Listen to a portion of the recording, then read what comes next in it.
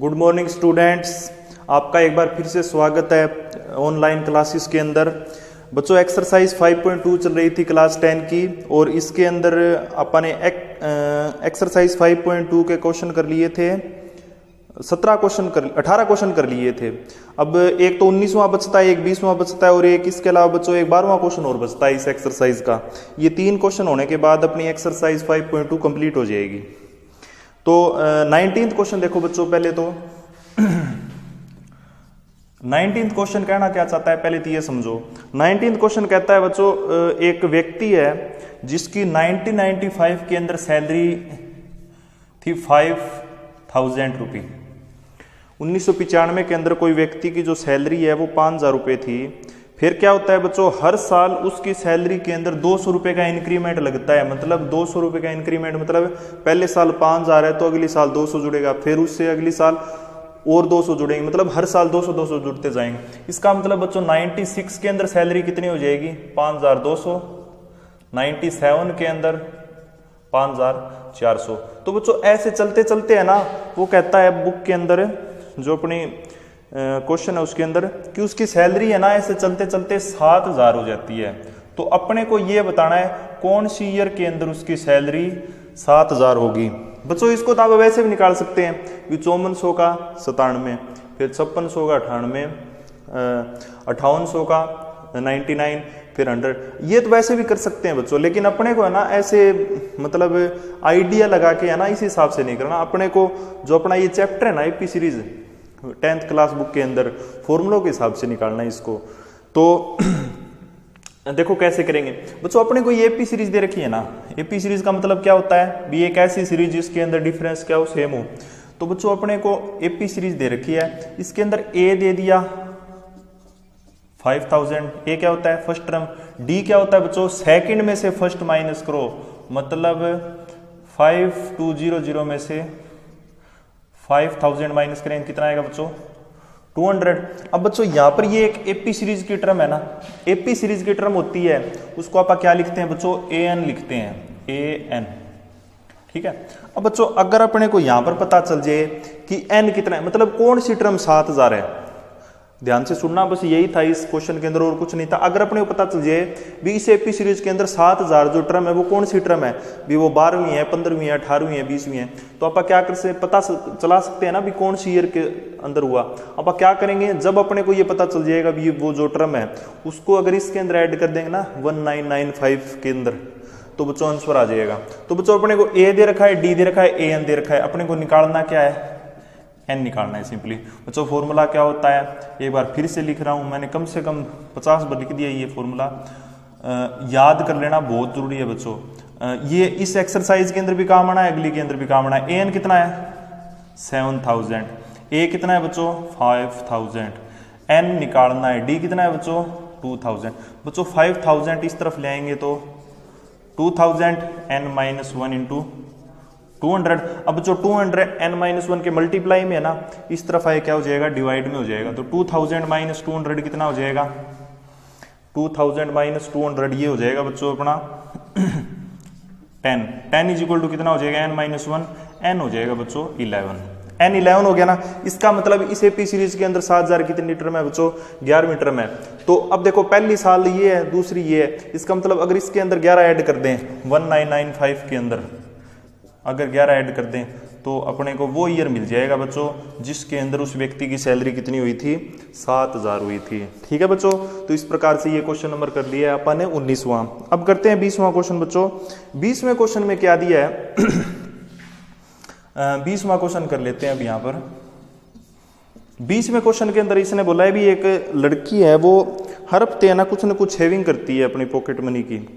अब वो सेविंग करती है ना, वो किस हिसाब से करती है, वो देखो अपने फर्स्ट वीक के अंदर है ना, फर्स्ट वीक के अंदर वो 5 रुपए बचाती है।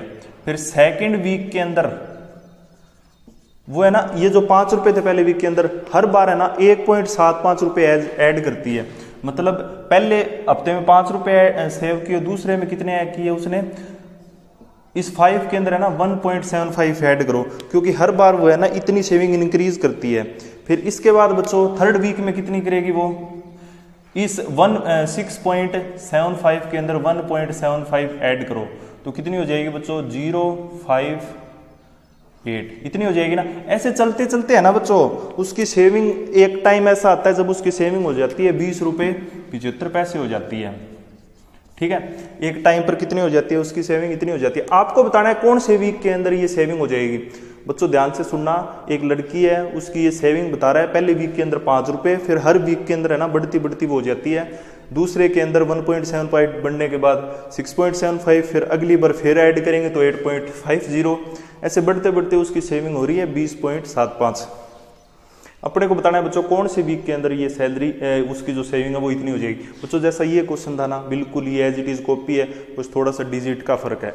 क्या करेंगे बच्चों, अपने को एपी सीरीज दे रखी है जिसके अंदर ए दे रखा है 5, डी दे रखा है 1.75।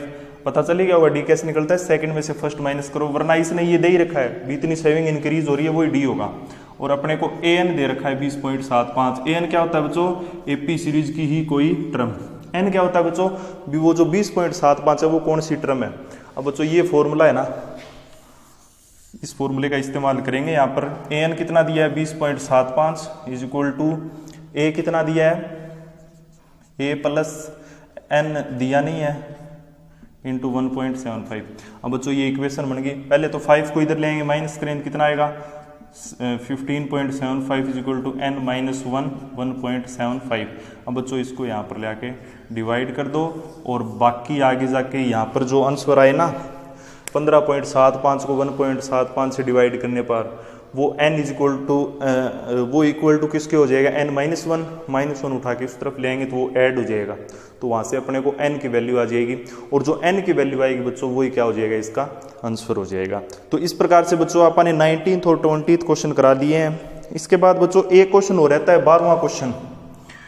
इसी एक्सरसाइज का एक क्वेश्चन रहता है बच्चों 12वां क्वेश्चन। इस एक्सरसाइज का अगर आपसे कहा जाए ना, वैसे देखा जाए इस बुक के अंदर तो सबसे अलग क्वेश्चन यही है 12वां क्वेश्चन।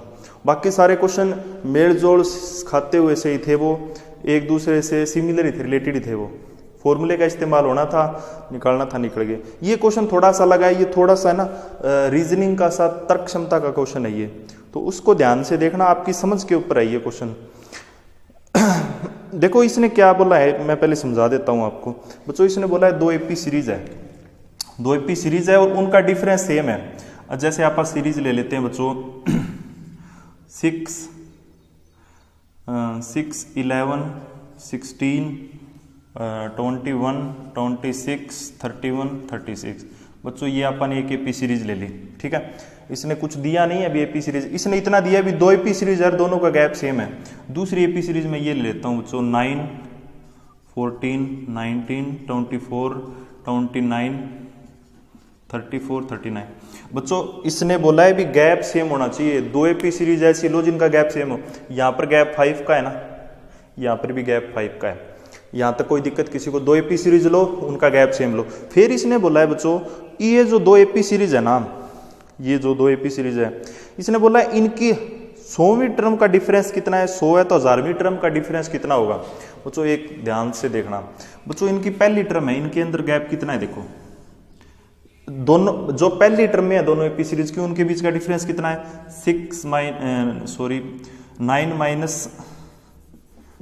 9 माइनस 6 कितना होगा बच्चों 3। बच्चों थर्ड का देखो, ये थर्ड टर्म इस एपी सीरीज की, ये थर्ड इस एपी सीरीज की थर्ड टर्म है। 19 में 16 माइनस करने पर 3 आता है। अब बच्चों आप देखते हैं तीसरी, चौथी, पांचवी, छठी, 7वीं टर्म देखो।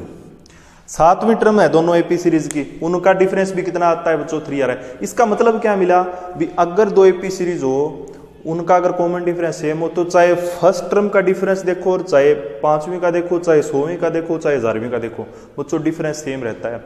इसने इस क्वेश्चन के अंदर बोला है बच्चों इनकी जो 100वीं टर्म होगी ना, मान लेते हैं कोई भी एपी सीरीज है, ये तो मैंने समझाने के लिए बताया है, लेकिन वो जो 2 एपी सीरीज है ना, उनकी 100वीं टर्म के बीच का जो डिफरेंस है उसने 100 दिया है, तो आपको बताना है 1000वीं टर्म का क्या होगा।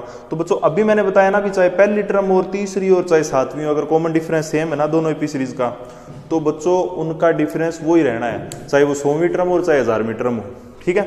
तो इसने 100वें टर्म का 100 दिया है ना, तो 1000वें टर्म का डिफरेंस भी क्या होगा, 100 ही होगा। ये तो मैंने एक समझाने के लिए बता दिया। आप इसको एक्चुअल में अगर ये बोर्ड एग्जाम के अंदर क्वेश्चन आ जाए तो आप इसको कैसे करोगे वो देखो इसने क्या दिया है। आप एपी सीरीज मान लेते हैं बच्चों, जैसे अपने पास एपी सीरीज एक तो ये मान लेते हैं A plus D A plus 2d A plus 3d। एक तो बच्चों ये एपी सीरीज मानी है हमने। दूसरी क्या मान ली, बी से शुरू होती है, डी तो वही है ना इसके अंदर भी, B plus D B plus 2d B plus 3d। बच्चों क्या बोला है कि डिफरेंस सेम है, तो डिफरेंस डी ले लिया।